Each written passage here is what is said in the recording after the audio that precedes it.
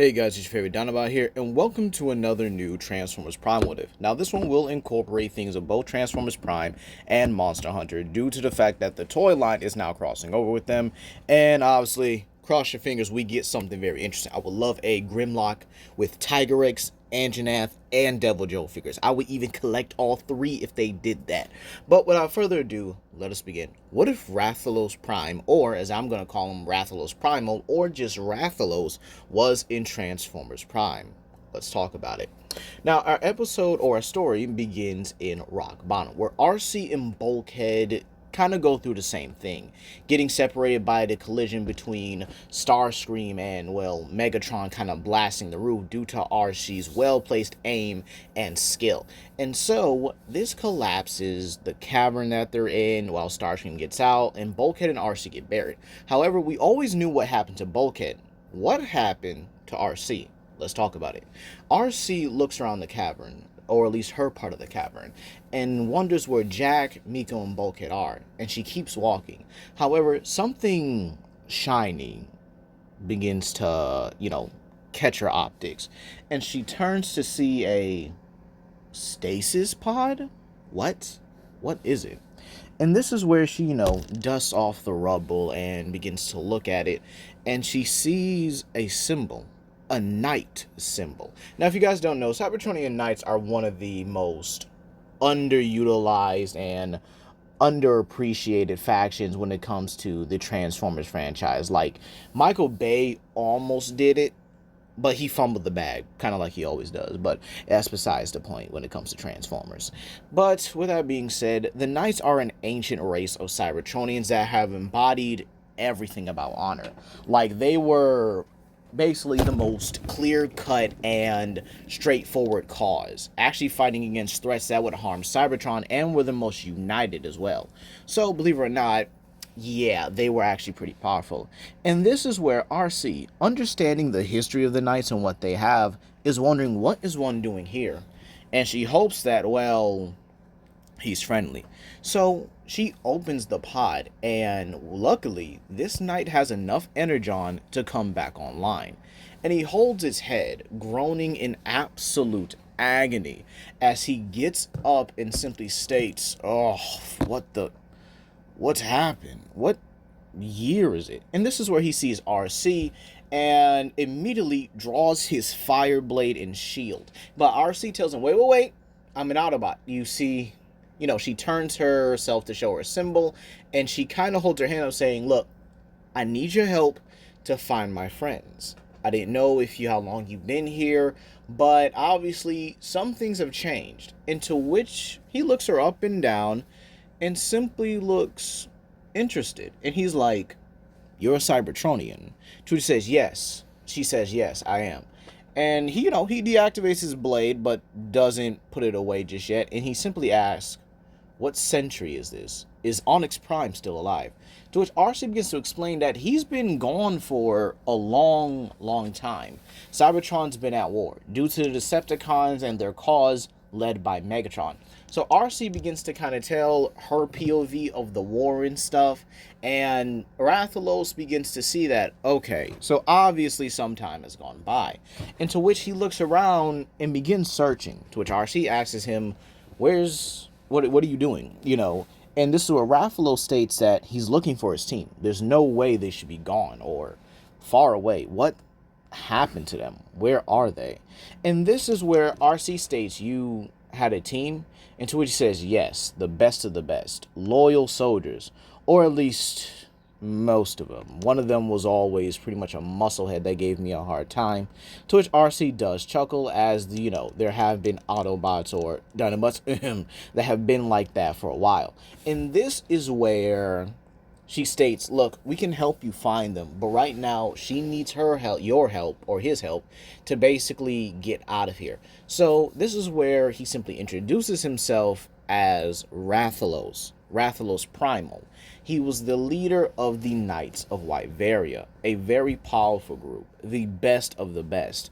And they were here pretty much for a while under the orders of Onyx Prime, guarding the Earth, and actually fought some other ancient beings that didn't really follow their cause. Unfortunately for them, they met their end.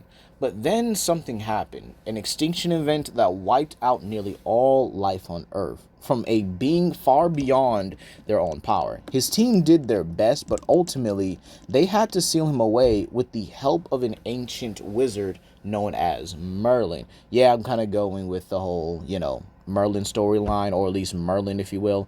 And this is because he has existed in Transformers for years, so it kind of makes sense that he would help them beat this upcoming threat. And he says that right now he hopes that he can at least be of service to this new Autobot cause and learn more from it. And this is where RC is happy, but again, she reminds him she still needs to find her friends. Into which he's like, oh yeah, right, apologies. And so he transforms into his beast form, which resembles, obviously, Rathalos.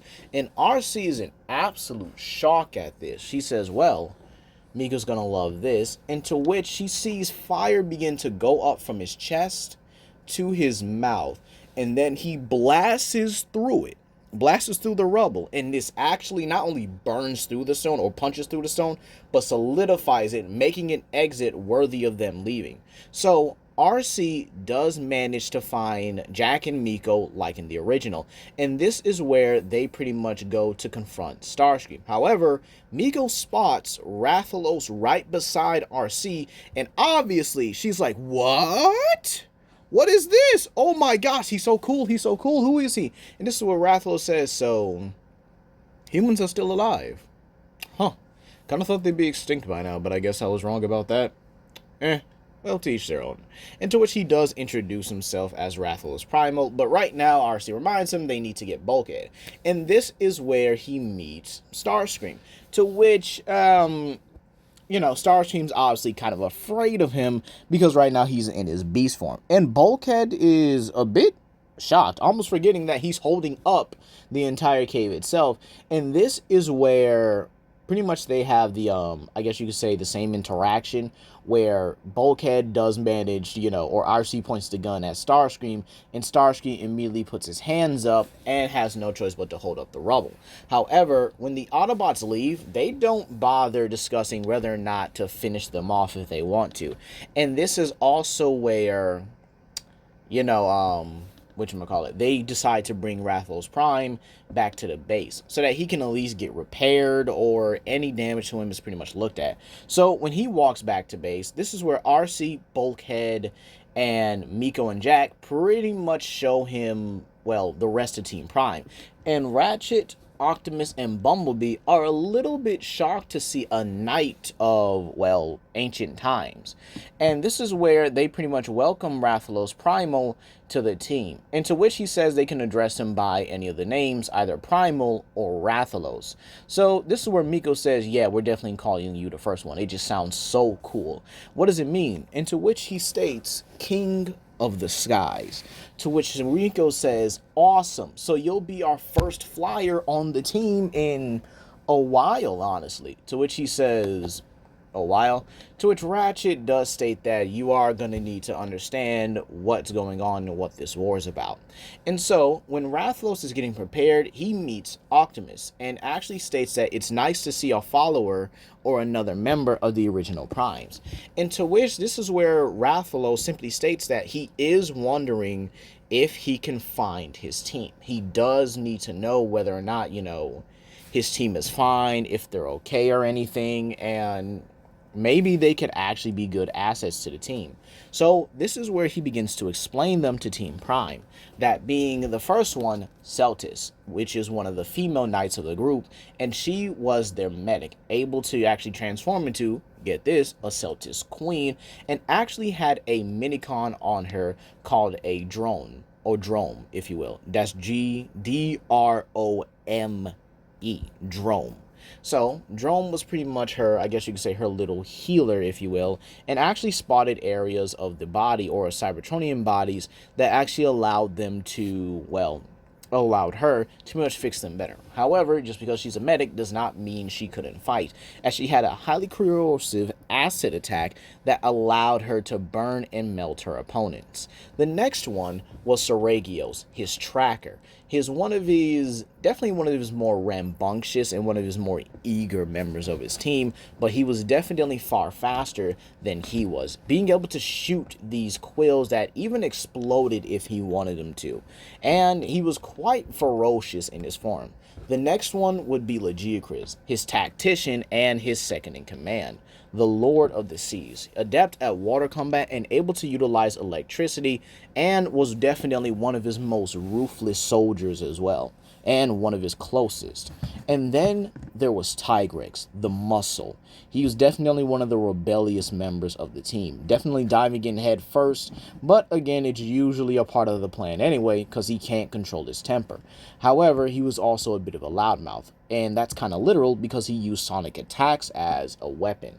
And this is where Optimus simply thinks that, okay, so we have a lot more of these knights and in their beast forms, to which Optimus welcomes him and says that when he finds his team, they'll also be welcomed here as well.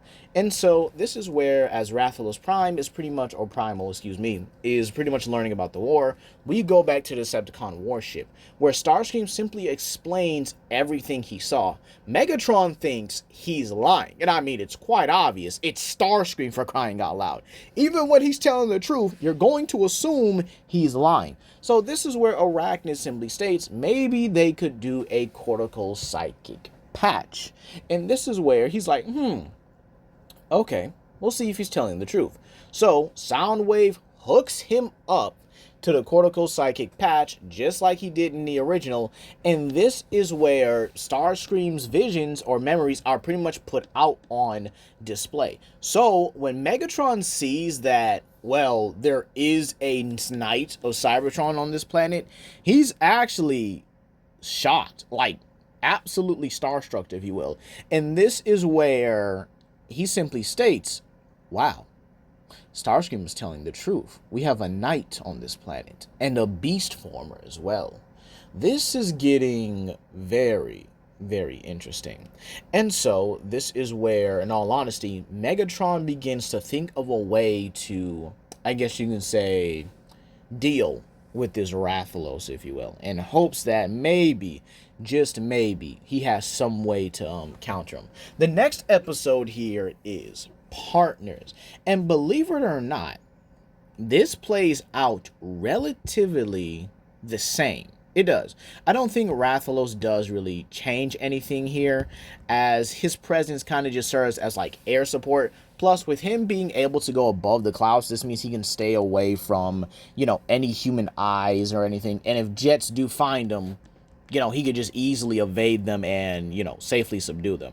So Rathalos' presence doesn't change anything, as even if he does stay to guard RC in this one, or guard with Starscream, and believe it or not, I do think if Starscream is there, nothing really changes. I do think that Starscream probably does break out and tries to deceive the Autobots in some type of way, but we're going to have this episode play out like it does in canon, because I have something planned for Starscream. Kind of like I do in a large majority of my what-ifs, right? Now, the next episode we have is TMI. Now, this does change significantly. In the episode TMI, originally, the Autobots would have only gotten the entire formula because Bulkhead was there being able to paint it. However, in this one, with Rathalos Prime now on the field, Megatron decides to do something different. He goes himself to retrieve the data cylinder.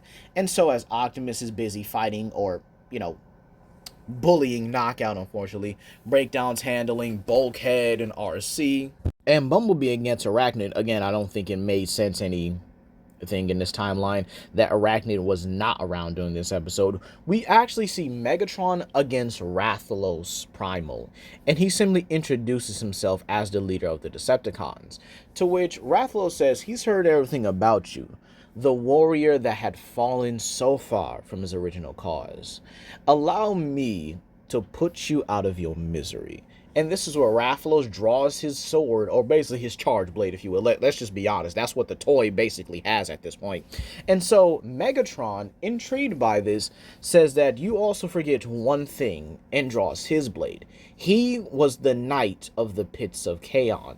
And to which Rathalos simply states, good for him. It's not going to matter in the end. And this is where the both of them begin to engage in a heated duel. With Rathalos having a shield that also doubles as a weapon, he's able to not only have better defensive capabilities, but better offensive capabilities. And this is where I kind of have a moment for Megatron as well. While he does put up a great fight, when he clashes for, let's say, the 20th time with Rathalos' blade, Rathalos swings with so much force that Megatron's blade shatters on impact.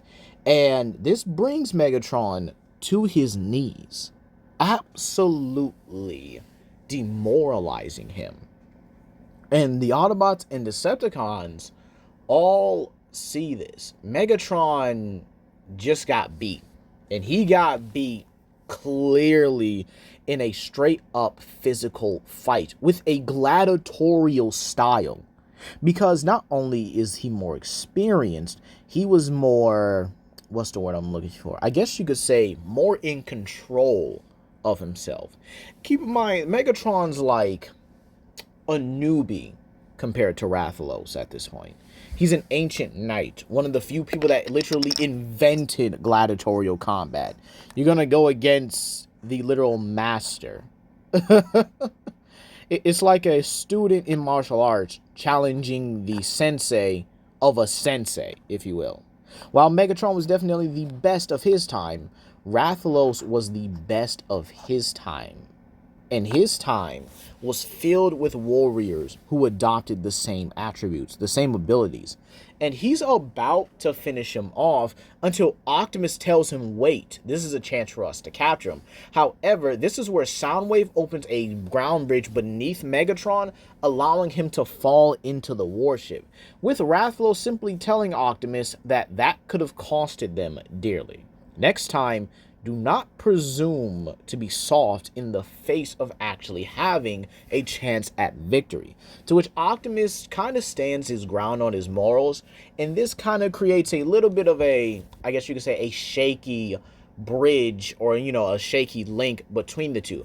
Because Rathalos Prime, or Rathalos Primal, simply saw a way to end it right then and there, while Optimus does kind of still hold on to the fact that Megatron was his former friend. So this may come back to bite them in the future.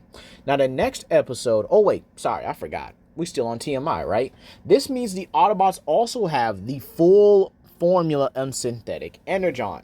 And well, believe it or not, this is where they pretty much have time to work on it, or at least Ratchet does. However, he's not able to perfect it. No, he's definitely struggling a little bit. He's going to have, I would probably say, a long time to go. And this is where, Rathalos simply states if he found his team, maybe they could have, gotten this done. He's been searching over all these older planet areas, but he can't find anything about the ruins of Wyveria. And to which this is where Raph points out, wait a minute, you mean Wyveria? Oh, shoot, this is Wyveria now. And to which he shows the island of Hawaii, or at least, the country. I do apologize to those who live in Hawaii. But this is where Rathalos simply states, much has changed of it over the years. It's smaller than I remember. To which this is where Jack simply states, wait, so it was much bigger than before? To which he says, oh yeah, most definitely. It was like astronomically bigger. In all honesty, it would be some of the size of these states, but apparently, maybe some of it went underseas during the cataclysmic event. To which this is where they're looking at him like, okay, so what happened back then? To which Rathalos feels like trying to explain it, but the memories of it were just so traumatizing to him that he doesn't. He says, let's just say, there are beings far greater out there than we expected. And so, this is where the episode One Shall Fall, or sorry, not One Shall Fall, excuse me, Stronger and Faster doesn't happen. The Autobots are pretty much fine. Ratchet doesn't need or feel the need to basically utilize the energon or utilize the synthetic energon to try and perfect anything. And so this means that when they do, have the formula, it's kind of ready for testing. So they start testing it on, or Ratchet starts testing on machines, but it proves to be a little bit erratic and a little bit out of control. But this is where Megatron discovers something. While digging in the mines, he discovers 4 stasis pods, and he immediately sees the symbols on them. Knights. All 4 of them. Celtis, Legiacris, Tigerex, and Seragios. All in their robot forms, in stasis. And Megatron simply states, we need to get them out of here now. However, one of the Viacons obviously drops the pod, and this, unfortunately, activates the crash out, that being Tigerex. And when he wakes up, he immediately goes in, guns blazing, and starts tearing through the Decepticons like they're absolutely nothing. Megatron, seeing this, immediately jumps down and gets ready to confront Tigerex. Now, this is luckily different from Rathalos. Tigerex is a brute, alright? He's straightforward and very, I guess you can say, aggressive. However, there's one thing here. That's still a monster nevertheless, or that's still an ancient knight with a beast boost, if you will. So Megatron does have to do some finessing, and while he does not have his sword, as again, he still feels like it's demoralizing to even bring it back at this point, he does manage to put up a decent fight against Tigerex, even utilizing his fusion cannon to blast him in the face. But while this would kill a lesser Cybertronian, to Tigerex, it activates his adrenaline-fueled rage. And keep in mind, the Autobots are still tracking down Decepticons with Energon signals, or pretty much mining for Energon at this point, right? And so, when Rathalos is chasing one down, or chasing the one that Ratchet would have normally chased down and burned, he hears the literal shriek of Tigerex, and he simply responds with his own. And Tigerex hears this and lets out another roar, communicating. And so Rathalos, followed by the Autobots, beeline it to this location, with Optimus telling telling Ratchet to prepare the medical bay, as Rathalos seems to have found something. And this is where, when the Autobots arrive, they see Tigerex engaging with Megatron, who is trying his best to keep the beast's jaws off of him. And so when he sees the Autobots, he decides that, okay, it's time for me to get out of here. And so when Knockout and Breakdown leave, he leaves as well. And this is where Tigerex tries to pursue him, showing that relentless nature of the creature itself. And this is where he almost, and I mean almost, clamps his jaws on Megatron's thrusters before he leaves through the top of the cave. Just like inches. And I mean like mere inches from biting Megatron and pulling him down. Like it would have been a bad day entirely. I'm just saying. And so this is where, when everyone reunites, this is where Tigerex does manage to calm himself down and revert back to his Cybertronian state, and simply tells his boss that, unfortunately, it's nice to see him after so long. To which Rathalos simply laughs and pretty much just hugs his old friend and says that, let's get the others out of there. So when the others come out, they're obviously groggy and shaken up, but they're happy to see that Rathalos and Tigerex are pretty much out. And this is where we see Celtis is a bit more snarkier than the others, saying that, you could have kept the roaring to a minimum when in combat, to which Tigerex says, where's the fun in that? And so the Autobots begin to meet the rest of the team. And here's the best part about it. Energon! Yeah, they're still in the Energon mine. It's funny how Tigerex's roar just never disrupted the Energon, but hey, it is what it is. Maybe he just didn't use it on the Energon at the moment, or it didn't cause enough force. Let's just say that he just kind of aimed it at Megatron because of that sheer rage. Lucky for them, right? And so this means the Autobots now have a stabilized Energon supply far earlier than in the original. And this is where Megatron states he needs to find an edge, and he needs it now. And this is actually where one of the Viacons during their mining expeditions discovers the Insecticon. And so, seeing each other, they kind of just have a conversation, if you will. And this is where the Viacon pretty reports to Megatron that he's found something very interesting. And so, when he pretty much goes down there and goes along with Arachnid, who's now his second in command in this one. This is where he finds the Insecticon hive and Hardshell at the front of it, all kneeling, telling him that they're ready to serve him by any means. And this is where Arachnid feels the connection of the Insecticons and thinks to herself, maybe she could use this for later. Now, the episode One Shall Fall, everything begins to kind of unfold. And this is where I would probably say most of the events do happen. Megatron feels empowered by the Dark Energon, and he feels stronger than what he was before. And so this is where he does begin the same operation, getting the engine or getting the components he needs for his grand scale plan, as he feels like he is the rising darkness that, that the prophecy speaks. And he wants to fight Optimus. He wants to, but he doesn't have his sword. He doesn't have it back. And this is where Soundwave simply suggests, why not create one? And that's where we're going to leave it off here, everyone. How is Megatron going to create a new blade? What is he going to create? Maybe it's going to be something far more dangerous and far deadlier than what it was before. And how do you feel about the Autobots now being at 10 strong? 5 Autobots, 5 beasts. But that's going to be all today, guys. Please comment down below. Like and subscribe and share it with your friends. This is Legendary Grimlock, and I hope you guys have a blessed day.